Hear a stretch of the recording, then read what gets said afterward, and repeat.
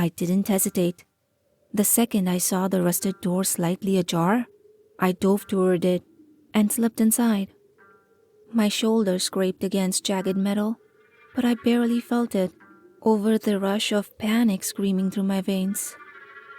This is part 3, the finale of our Backrooms adventure. If you missed the first 2 parts of the story, the links are in the description below.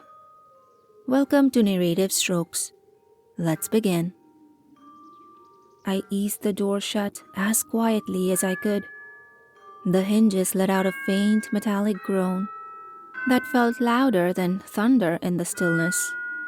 Then, darkness. Pure, suffocating darkness. I held my breath and pressed my back to the door, straining to hear anything beyond it. The wet, dragging sound had grown louder, closer. It stopped just outside. I squeezed my eyes shut. There was a moment of silence so deep it made my ears ring. Then came the sound of something tapping the other side of the door. Not knocking, just tapping, testing, curious. 3 slow taps. Then a low sniffing sound. It was smelling for me. I covered my mouth with both hands, trying not to make even the slightest sound. The tapping grew faster for a moment, agitated, then suddenly stopped altogether. Silence returned. I waited. 5 seconds, 10, a full minute. Nothing. No more tapping, no dragging.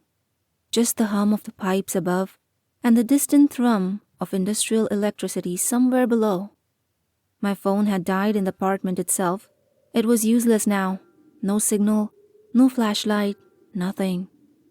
But maybe, just maybe if I pressed the power button, it might get a tiny flicker. One last gasp. Desperate, I tapped the button. And for a second, the screen glowed faintly, barely enough to see. Not enough to call for help, but the weak light gave me a glimpse of the room I'd entered. It was narrow, maybe 10 feet wide, with a low ceiling, like a crawl space converted into a maintenance locker. Shelves lined the walls, holding rusted tools, bolts of worn wire, broken monitors, and old, faded binders labeled with things like Do Not Access, Sublevel Alpha, and Behavioral Mapping, Unstable. I didn't recognize any of it. None of it made sense. But the smell, God, the smell. It was like mold and chemical waste and something far worse. Something biological, decaying. I moved deeper into the room, shining my light across the shelves. One of the binders had been left open. The page inside had a diagram, a floor plan, but none of the maintenance levels. It showed a spiral shape, like a nautilus shell, with tiny handwritten labels next to each chamber. Observation, extraction, resonance, feeding, echo, void. Then a final, central chamber labeled in bold red ink, neural core. Beneath that, scribbled in frantic handwriting, Do not dream. It can hear you when you dream. I didn't know what any of it meant, but I knew it was important. The humming started again, not outside the room, inside. It was faint, like it was coming from the shelves themselves. No, from behind the shelves. I turned, the dim light trembling in my hand. There was a vent in the corner, small, too small for anyone to fit through. But from inside it, a soft, warbled hum leaked out. The same lullaby tune I'd heard before, but this time it sounded wrong, off-key, strained, like someone was humming through broken vocal cords. I stepped back. That's when I saw the writing on the wall beside the vent. It looked like it had been scratched in with fingernails, repeated over and over. It's not her anymore. The light in my phone died. I was plunged into total blackness, and then I wasn't alone. I heard breathing behind me, inside the room. Slow, deep, wet. I didn't move. I couldn't. I felt something brush against my back. Not a hand, not a claw. Something soft. Hair. And then a voice. But not from behind me, from inside my head. You shouldn't have followed the humming. I turned, swinging my dead phone like a weapon. Nothing there. The room was empty again. But the vent was open now. The cover lay on the floor, and a low pulsing light came from within, greenish and unnatural, like bioluminescence. I didn't want to crawl inside. Everything in me screamed not to. But there was no going back. Not now. Not with whatever that thing was still out there. So I dropped to my hands and knees and crawled into the vent. It went on longer than it should have. The metal tunnel bent and dipped and twisted in impossible ways. My knees were raw, my palms slick with sweat, but the green light kept glowing ahead, and I followed it like a desperate moth. Eventually, it opened into a small circular room. I was back on my feet now. The room's walls were covered in monitors, hundreds of them. Each screen showed a different hallway of the backrooms. Some were static, some were active. I saw myself on one of them, footage from earlier, walking down the first corridor toward the humming. Another showed the break room woman, still humming silently, unmoving. Another showed nothing, just black. Then one screen flickered violently. It showed a room filled with people, but they weren't moving. They were frozen, like mannequins, dozens of them, all staring at a wall covered in eyes. The eyes blinked independently, watching in every direction. One of the people twitched, and the whole screen cut to black. I stepped closer and noticed a console beneath the monitors. A tape deck was spinning. I pressed eject, and a label read Interview 019. Subject redacted. Curious, I pressed play. The voice that came through was crackling, old, a man's voice. The resonance is increasing. We told them not to extract her, but they didn't listen. Now she's part of it, integrated. Humming isn't a symptom, it's a signal.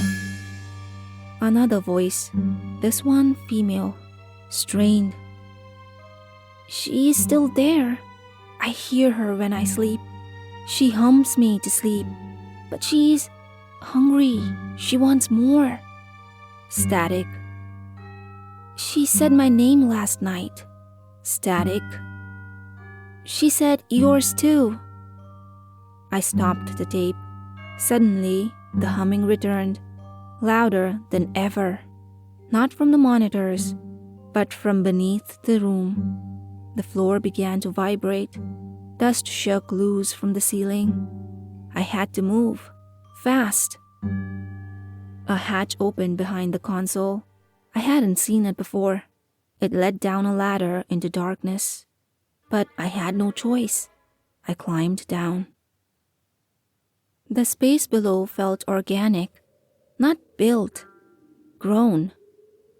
The walls were soft, pulsing, veined, like the inside of a body. Every step squelched beneath my feet. I followed a narrow path lit only by the glow of the vanes. The humming had changed again. Now it was layered. Not one voice, but dozens, all humming different notes, different tempos. A dissonant choir echoing through the walls.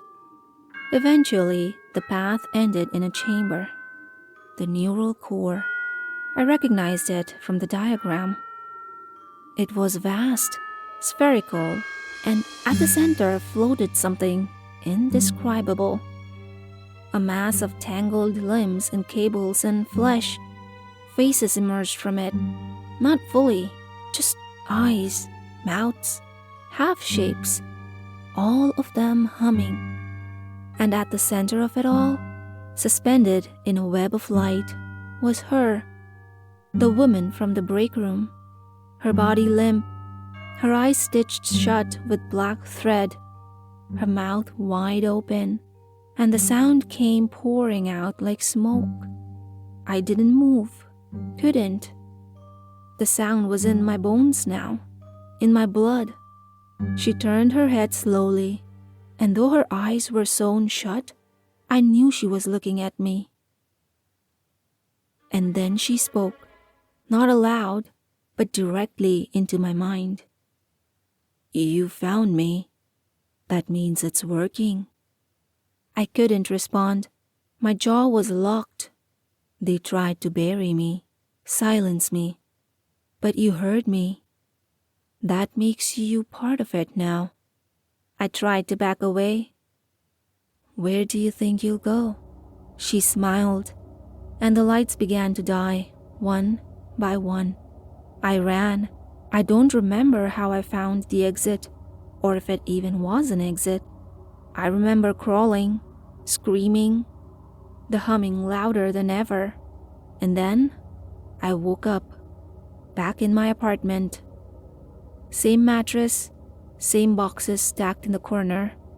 My phone next to me on the floor, battery full. Had I dreamed it? I reached for the light switch, but instead of a click, I heard a hum. Soft, familiar, coming from the walls. And when I looked in the mirror, my lips were moving, but I wasn't saying anything. Thank you for listening to today's story. If you enjoyed it, then comment down below and let me know what you think. I'll see you next time with another story. Until then, keep smiling and don't forget to like and subscribe.